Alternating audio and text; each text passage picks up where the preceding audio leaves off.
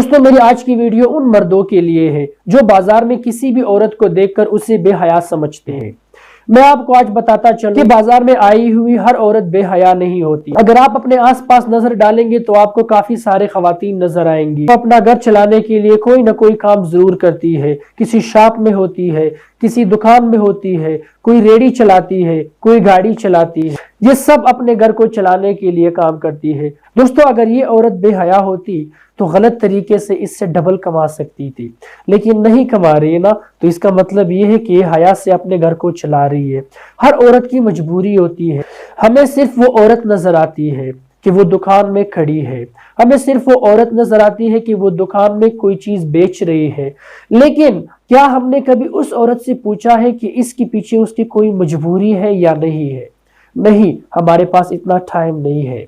हम क्या करते हैं, बस किसी भी औरत को देखने के बाद उसे बेहयाई का टप्पा उसके ऊपर लगा देते हैं। ऐसा हरगिज नहीं करना चाहिए।